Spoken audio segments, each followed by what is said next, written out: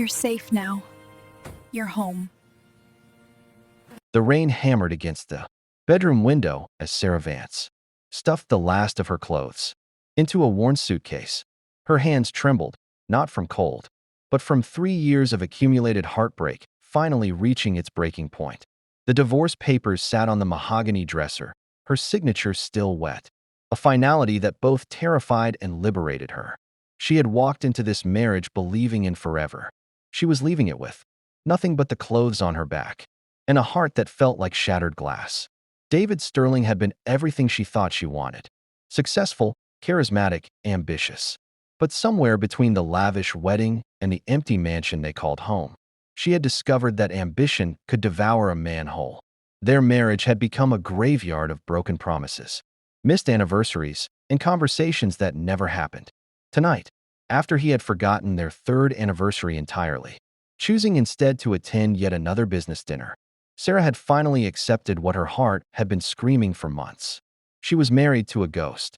The house stood silent around her, its vastness echoing her loneliness.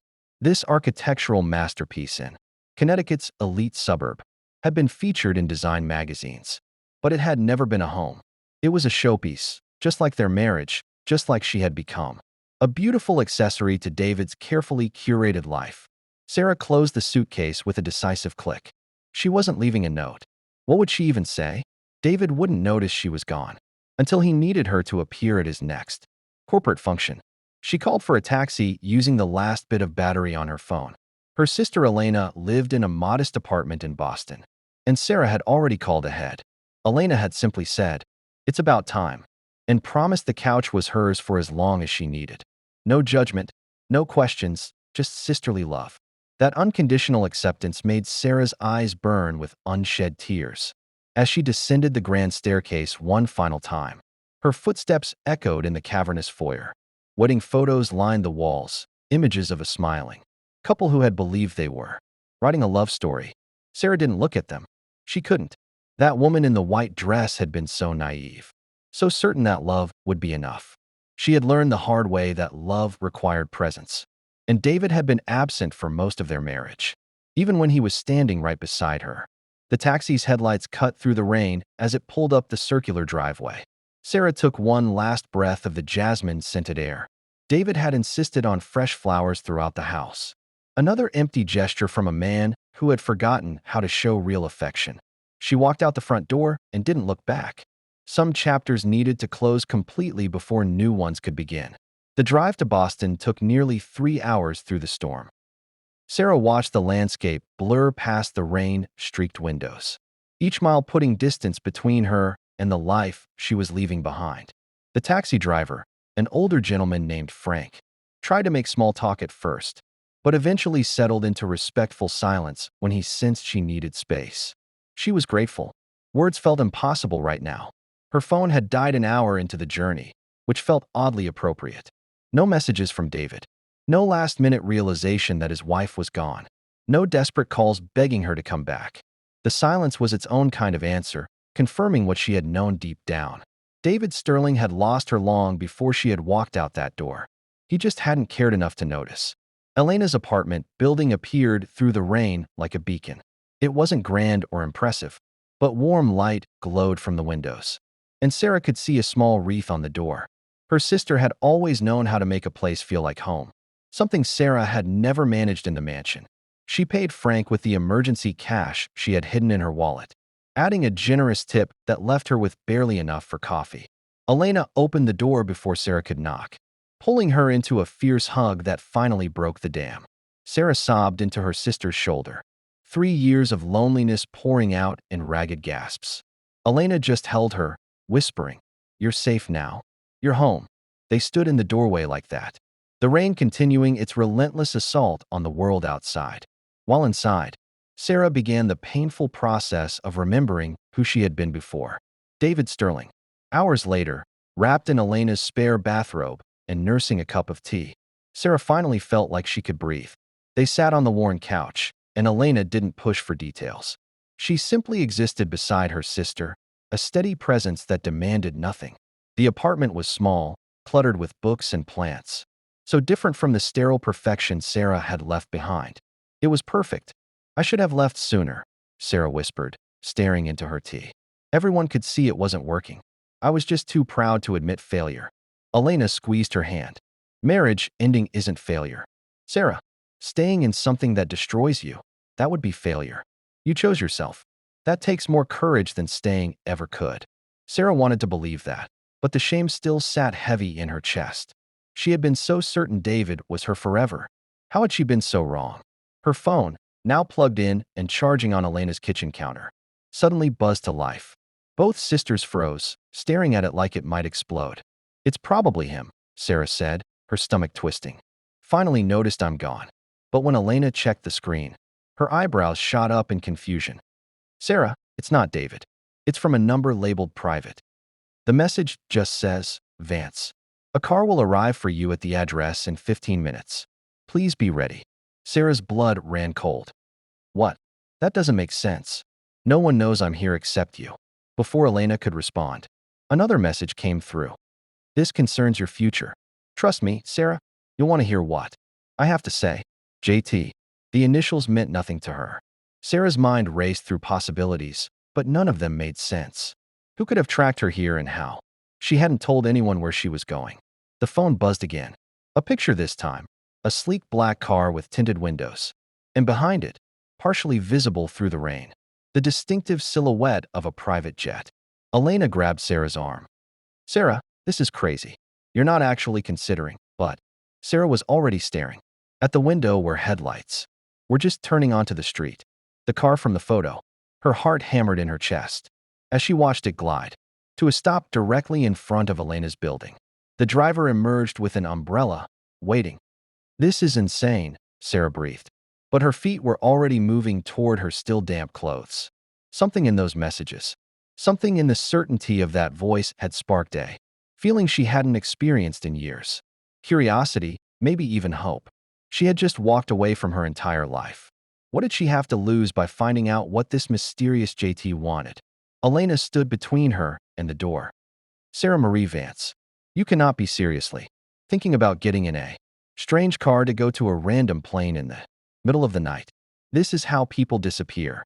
Sarah met her sister's eyes, and for the first time in years, she felt a spark of her old self. The girl who had once dreamed big, who had taken risks, who had believed in magic before David Sterling had taught her to settle for less. Maybe, she said softly, pulling on her jacket. Or maybe this is how people find themselves again. The leather interior of the car smelled like expensive cologne and new money. Sarah sat rigidly in the back seat, her hands clasped tightly in her lap as the driver navigated through Boston's rain-slicked streets with practiced ease. He hadn't spoken a word beyond a polite greeting, and the privacy screen remained up, leaving her alone with her racing thoughts and the increasingly loud voice in her head screaming that this was monumentally stupid. She had left Elena standing in the doorway, phone in hand, with strict instructions to call the police if Sarah didn't check in within 2 hours. It wasn't much of a safety net, but it was something. The car headed toward a private airfield on the outskirts of the city, and with each passing mile, Sarah's anxiety ratcheted higher. Who was JT? How did they know where she was? And more importantly, what could they possibly want with her? The airfield appeared through the darkness, its perimeter marked by subtle lighting that suggested serious money. This wasn't some small operation. The hangar they approached was state-of-the-art, and the jet sitting on the tarmac was the kind Sarah had only seen in magazines. A Gulfstream G650, if she remembered correctly, from the countless business articles David used to bore her with during their early dates. This aircraft cost somewhere around $70 million. The driver opened her door, umbrella already deployed against the persistent rain. Ms. Vance, if you'll follow me. Please. Mr. Thorne is waiting. Aboard. Thorne, JT.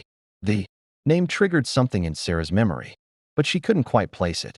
She followed the driver across the tarmac, her shoes clicking against the wet pavement, each step feeling both terrifying and exhilarating. The jet stairs descended like an invitation to another world, warm light spilling from the cabin interior. At the top of the stairs stood a man who took Sarah's breath away, not because he was handsome, though he certainly was, but because of the intensity in his dark eyes as he watched her approach. He appeared to be in his early 40s with silver, threading through his black hair, and the kind of presence that suggested he was accustomed to commanding attention. He wore a charcoal suit that probably cost more than Sarah's wedding dress had, and he held a glass of what looked like whiskey. "Miss Vance," he said, his voice rich and smooth. "Thank you for trusting your instincts. I'm Julian Thorne. Please come in from the rain." Sarah climbed the stairs on shaking legs, and the moment she stepped into the cabin, the door sealed shut behind her. The interior was obscenely luxurious: cream leather seats, polished wood accents, and a level of comfort that made first class look like economy. Julian gestured to one of the seats, and Sarah sank into it, her mind spinning. "I know you must have questions," Julian began, settling into the seat across from her. "And I promise to answer all of them. But first, can I offer you something to drink? You've had quite a night. How about you start with how you found me?" Sarah's voice came out steadier than she felt. "And why you sent a car for a woman you've never met in the middle of the night." A smile tugged at Julian's lips, but there was something sad in it. "Fair enough. Direct. I like that." He set down his glass and leaned forward, his elbows on his knees. "I've known about you for 3 years, Sarah, since the day you married David Sterling, and I've been waiting for the day you'd finally leave him." Sarah's blood turned to ice. "Excuse me? You've been watching me." "Not in the way you're thinking," Julian said quickly, raising his hands. "Let me explain, and it's going to sound insane, but I need you to hear me out. David Sterling destroyed my sister's life 10 years ago. They were engaged, planning a wedding, building a future. Then he met someone with better connections, more money to bring to his business ventures, and he left my sister Clara standing at the altar. Literally 200 guests, a church full of flowers, and no groom." The words hit Sarah like a physical blow. David had been engaged before. He had never mentioned it. Not once in 3 years. "I don't understand. What does that have to do with me?" "Clara never recovered," Julian continued, his voice thick with emotion. "She spiraled into depression, lost her job, her apartment. I was building my company overseas at the time, trying to make something of myself, and I wasn't there when she needed me most. By the time I came back, by the time I had the resources to help her, she had already—" He paused, swallowing hard. "She took her own life 5 years ago. The note she left mentioned David. Said she had never stopped loving him, never understood what she'd done wrong." Sarah felt tears streaming down her face. "Julian, I'm so sorry. That's horrible. But I still don't understand why you're telling me this." "Because I wanted to destroy him," Julian said bluntly. "I spent years building my business, becoming successful enough that I could ruin David Sterling the way he ruined my sister. I tracked his every move, every business deal, waiting for the perfect moment to strike. And then I discovered he had gotten married to you, a woman from a middle-class family. No business connections, no trust fund, just a genuine, kind person who worked at a nonprofit and actually cared about helping others." He pulled out a tablet and showed Sarah a photo, her and David on their wedding day, but taken from a distance. "I had someone at the wedding. I wanted to know who had been foolish enough to marry him. But then I had them dig deeper into who you were, Sarah, and I realized something that changed everything." Sarah's hands trembled as she stared at the photo. This was so much bigger than she had imagined. "What did you realize?" "That you weren't like the woman he left Clara for. The one he divorced after 2 years when her family's company went bankrupt and she was no longer useful to him. You were real, genuine. And I realized that David Sterling hadn't changed at all. He was going to destroy you just like he destroyed Clara, just like he destroyed his second wife. And I couldn't let that happen again." Julian stood and moved to a cabinet, pulling out a folder thick with documents. "So instead of destroying his business, I did something different. I've spent the last 3 years quietly acquiring pieces of his company through shell corporations. As of yesterday, I own 51% of Sterling Industries. David doesn't know it yet. The paperwork was structured to hide the true ownership, but as of midnight tonight, I effectively control his entire empire." Sarah couldn't breathe. The implications were staggering. "You bought his company? Why would you tell me this?" "Because you deserve to know what kind of man you married. But more importantly," Julian sat back down, his expression earnest, "because I have a proposition for you, one that could change your life." The jet's engines suddenly hummed to life, and Sarah realized with a start that they were preparing for takeoff. "Wait, where are we going?" "That depends on you," Julian said. "I need someone I can trust to help me manage the transition of Sterling Industries. Someone who understands the company from the inside, who knows David's weaknesses. But more than that, I need someone with integrity to help me decide what to do with the company, whether to dismantle it piece by piece as revenge or to rebuild it into something better, something that actually helps people instead of just making David Sterling richer. Sarah's mind reeled. This was insane. Completely insane. She had walked away from her marriage hours ago, and now a billionaire she had never met was offering her. What exactly? And why would I help you? I don't know you. For all I know, you're as manipulative as David. Julian nodded as if he had expected the question. Fair point. Which is why I'm giving you a choice. We can turn this plane around right now, and I'll have you driven back to your sister's apartment. You'll never hear from me again, and I'll handle the Sterling situation on my own. Or, he gestured toward the cockpit. You can come with me to New York. I have a penthouse where you can stay. No strings attached, while you decide if you want to be part of this. Take a week, a month, however long you need. Consider it payment for what David put you through. A safe place to land while you figure out your next steps. And if I decide to help you, then we become partners in reshaping Sterling Industries. You'll have a say in every major decision. And Sarah, I'll be honest with you, the annual salary for the position I'm offering would be more than David gave you as an allowance for an entire year. You'd have real power, real independence, a chance to take something that cost you pain and transform it into something meaningful. The engines grew louder and a flight attendant appeared from the cockpit area. Mr. Thorne, the tower has cleared us for takeoff. Should I tell the captain to proceed? Julian's eyes never left Sarah's face. That depends on Ms. Vance. Sarah looked around the luxurious cabin, then down at her hands. Hands that had signed divorce papers just hours ago, ending a marriage that had slowly suffocated her spirit. She thought about Elena's apartment, about the safe, small life waiting for her there. Then she thought about David, about the secrets he had kept, about the women he had destroyed before her, about the man sitting across from her who had spent 3 years orchestrating an elaborate revenge, but had paused it all to give her a choice. It was crazy, reckless, possibly dangerous. But for the first time in 3 years, Sarah felt something stirring in her chest that felt almost like hope. Or maybe it was just anger finally finding a purpose. She met Julian's gaze and made a decision that terrified and thrilled her in equal measure. Tell the captain to proceed, she said quietly. I want to hear more about this proposition. And Julian, I want to know everything, every detail about David's past, every woman he hurt, every lie he told. If I'm going to help you take him down, I need to know exactly who I was married to. A slow smile spread across Julian's face as the jet began to move. Sarah Vance, I think this is the beginning of a very interesting partnership. As Boston disappeared beneath them and the plane climbed into the night sky, Sarah felt the weight of her old life falling away with every foot of altitude they gained.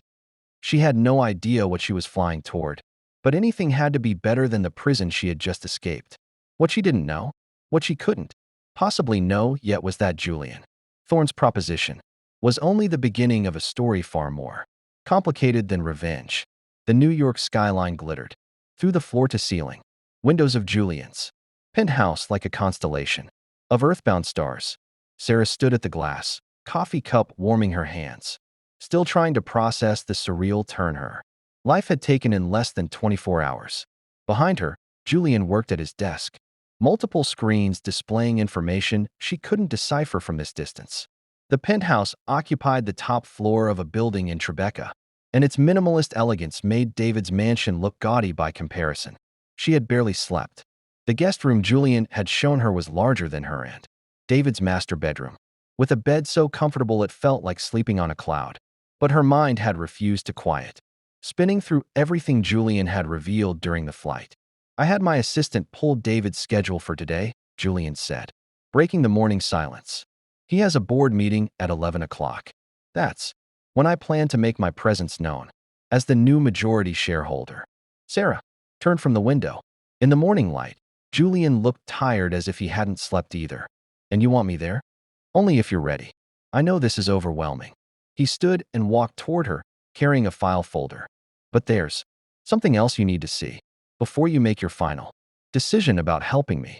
Sarah took the folder with trembling hands. Inside were financial documents, emails, and what looked like legal correspondence. As she read, her stomach turned to lead. The documents detailed a systematic pattern of David moving money from their joint accounts she had barely paid attention to, trusting him to manage their finances.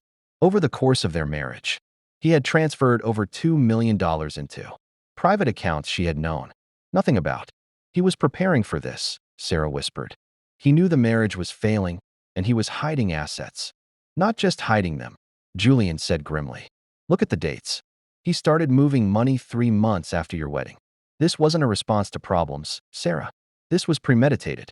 He never intended for you to have anything if the marriage ended. The betrayal cut deeper than anything else had. Sarah sank into a nearby chair, the folder falling from her hands. I was so stupid. I trusted him completely. You weren't stupid. You were kind. There's a difference. Julian crouched beside her chair, his voice gentle. David Sterling is a predator. He finds good people and exploits their trust.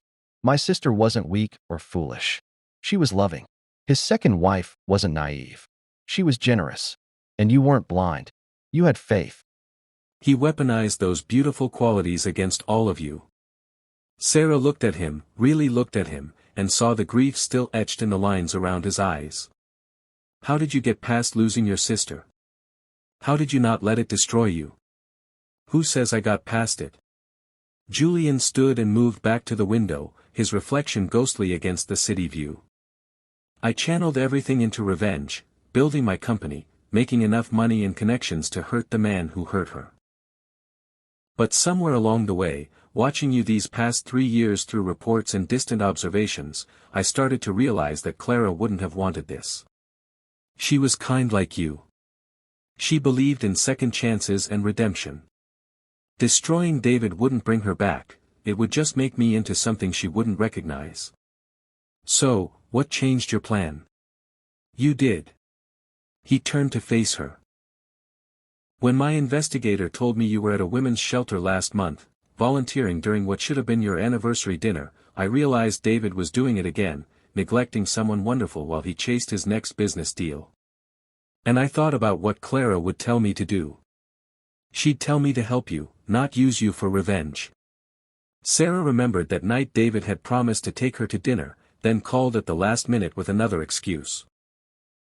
She had gone to the shelter where she volunteered, serving meals and listening to stories of survival, and had come home to an empty house at midnight.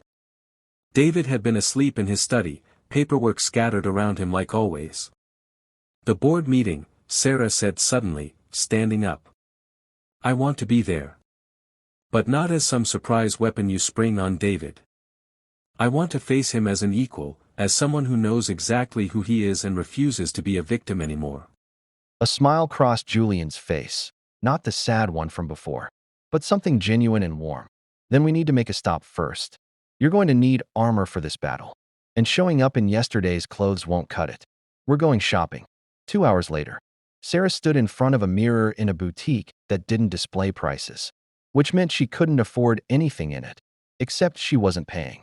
Julian had simply handed his card to the personal shopper and told her to outfit Sarah for a corporate battlefield. The woman had taken one look at Sarah and gone to work like a general planning an invasion. The result was stunning. Sarah wore a tailored navy suit that fit her perfectly, paired with a silk blouse and heels that added 3 inches to her height.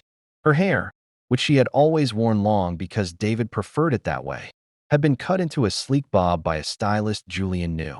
She looked powerful, professional, nothing like the wilting wife who had fled to Connecticut in the rain. This doesn't feel like me, Sarah said, though she couldn't stop staring at her reflection.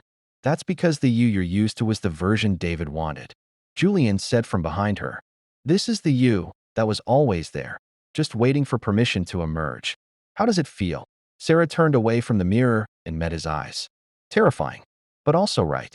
The Sterling Industries building was a glass and steel monument to corporate success in Midtown Manhattan. Sarah had been here only twice during her marriage.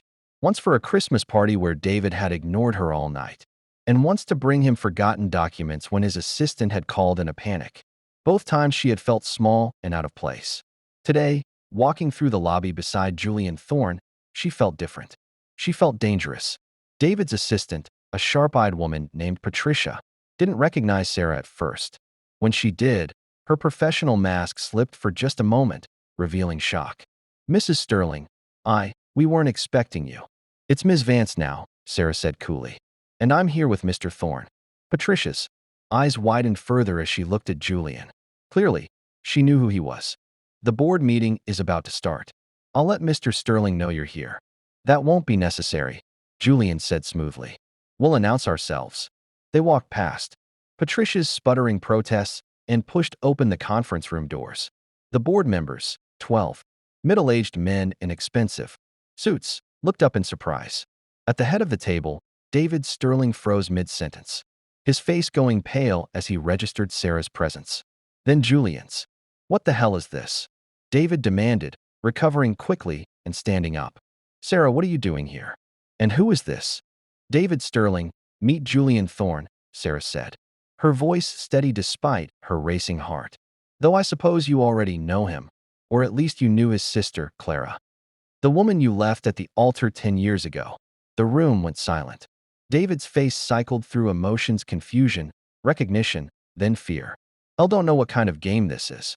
It's not a game, Julian interrupted, moving to the head of the table and placing a leather portfolio in front of David. As of yesterday, I own 51% of Sterling Industries.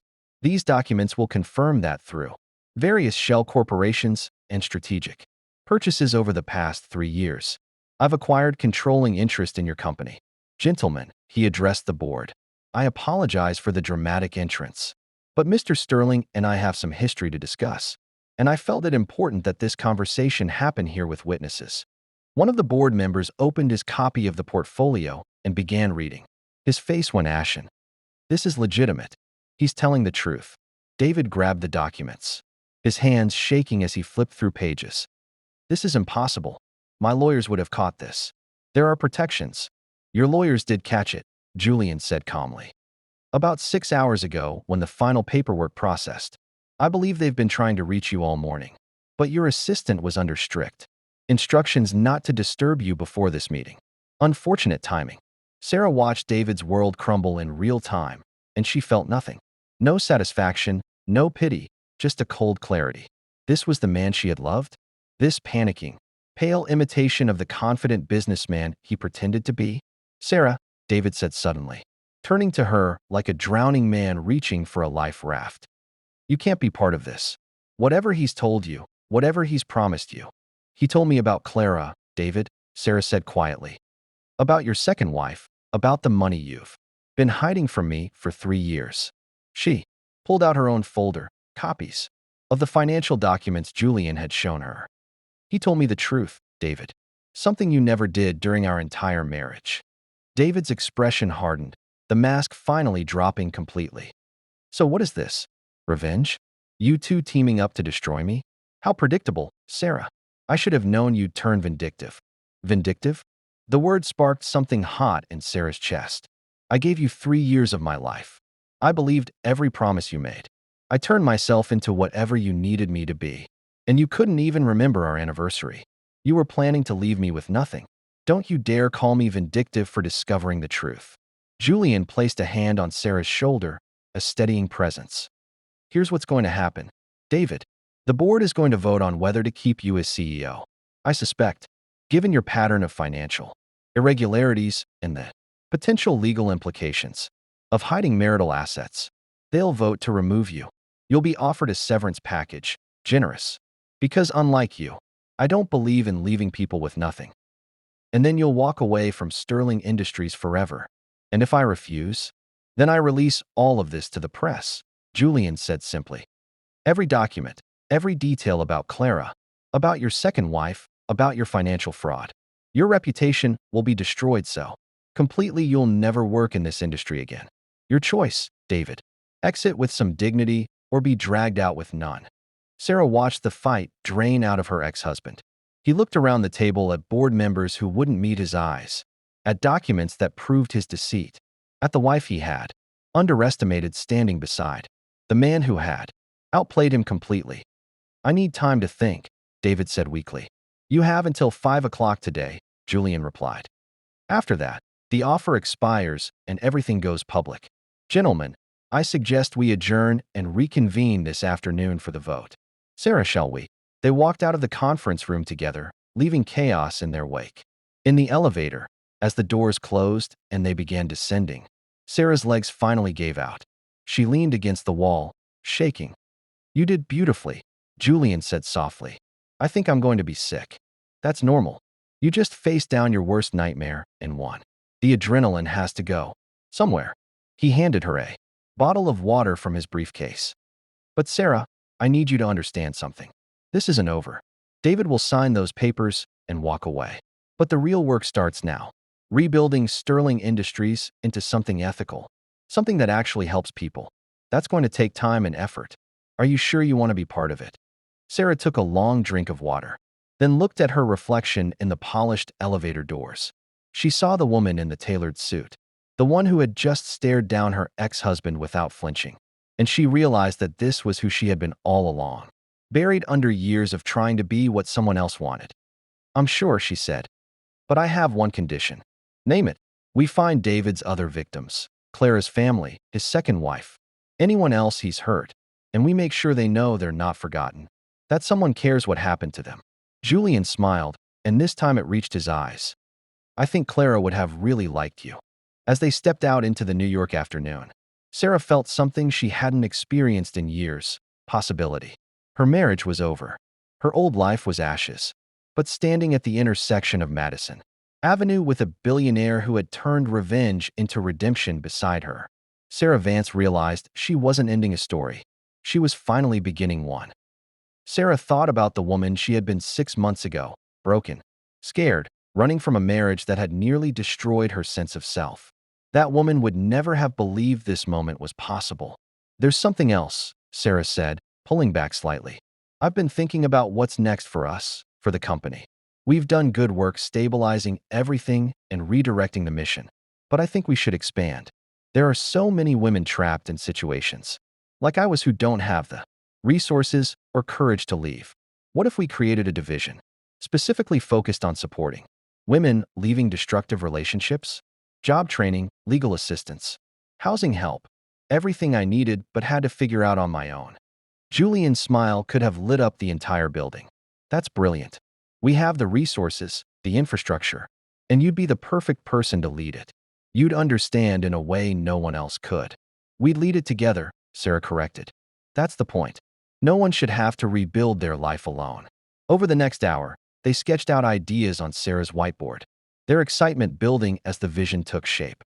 They would call it the Phoenix Initiative, rising from ashes, transforming pain into power. It would be a haven for women escaping toxic marriages, predatory relationships, situations where they had lost themselves trying to please someone else. Sarah's phone buzzed with a text from Elena. Dinner on Sunday? Want to hear all about this, Julian? I keep hearing about in your voice when we talk. She laughed and showed Julian the message. My sister wants to meet you. Fair warning, she's extremely protective and will absolutely interrogate you about your intentions. Good, Julian said. She should be protective. You deserve people who look out for you. He paused, then added with a grin, though, maybe don't mention that we kissed before the first official date. That might not score me points. About that, Sarah said, feeling bold. What are you doing tonight? Because I know this great Italian place in the village, and I've suddenly realized I'm starving. Julian checked his watch with exaggerated seriousness. Well, I did have plans to sit at home and think about how to tell the woman. I love that I'm in love with her. But I suppose those can be rescheduled. Shall we? They left the office hand in hand, riding the elevator down in comfortable silence. The night doorman smiled at them. Gerald had seen them leaving together hundreds of times over the past months. But something must have been different tonight because his smile widened. Knowingly, the Italian restaurant was small and intimate. Nothing like the flashy establishments David had preferred. They sat at a corner table sharing a bottle of wine and talking about everything except business. I never asked, Julian said as they finished dessert. What made you get in the car that night? You had no idea who I was, no reason to trust me. That took extraordinary courage. Sarah considered the question. Honestly, I think I was so tired of being afraid. For 3 years, I had made every decision based on what was safe, what was expected, what David wanted. When that message came through, something in me just snapped. I thought, what's the worst that could happen? I die. And you know what? Even that felt preferable to going back to being the woman I had become in that marriage. So, I chose the unknown. Turned out to be the best decision I ever made. Even knowing everything that came after, the confrontation, the stress of rebuilding the company, all of it. Especially knowing all that, Sarah said firmly, because I learned something important. I'm stronger than I thought I was. All those years, David made me feel weak and dependent. But I wasn't. I was just dormant, waiting for a reason to fight back. Julian reached across the table and took her hand. For what it's worth, you're the strongest person I've ever met. You took the worst thing that ever happened to you and turned it into something that's going to help thousands of other people. That's not just strength, that's grace. They walked back to Julian's building through streets filled with Friday night energy. Sarah had moved out of the penthouse guest room months ago, getting her own apartment in Brooklyn that felt like home, in a way David's mansion never had. But tonight, when Julian invited her up for coffee, she didn't hesitate. The penthouse felt different now, more lived in, less like a showroom. There were books scattered on tables, photographs of Clara on the shelves, alongside pictures of Sarah and Julian at various company events. It felt like a real home where real people lived. "I have something for you," Julian said, disappearing into his study and returning with a small velvet box. Sarah's heart jumped, but he laughed and shook his head. "Not that. Not yet. Though for the record, I'm definitely thinking about it. But this is something else." Inside the box was a key. "It's to Clara's apartment," Julian explained. "I've kept it exactly as she left it. I couldn't bear to change anything. But I think it's time. I think she'd wanted to be the first Phoenix Initiative safe house, a place where women can stay while they rebuild their lives, surrounded by the belongings of someone who understood what it meant to have your heart broken, but who also believed in second chances." Sarah looked at the key, then at Julian, and felt her heart expand with so much love she could barely breathe. "That's perfect. She'd love that." "I know this is fast," Julian said quietly. 6 months ago you were leaving a marriage, and here I am, already talking about futures and keys." Sarah silenced him with a kiss longer and deeper than the one in the office. They stayed up until dawn, talking and planning and dreaming about the future they were building together. As the sun rose over New York City, painting the sky in shades of pink and gold, Sarah realized that she had finally found what she had been searching for all along. Not a fairy tale romance or a perfect life, but something real and messy and beautiful. A partnership built on honesty. A love grown from broken pieces. A second chance at becoming the person she was always meant to be. 6 months ago, she had left her marriage with nothing but a suitcase and a broken heart. Today, she stood at the window of a penthouse with a man who loved her, a company that was changing lives, and a future that stretched out before her like an open road. The billionaire's jet had come for her in her darkest hour, but what she had found wasn't a rescue, it was a mirror, showing her the strength she had possessed all along. And that, Sarah thought, as Julian wrapped his arms around her from behind, was the real happy ending. Not being saved, but discovering you had always had the power to save yourself. She had just needed the courage to jump.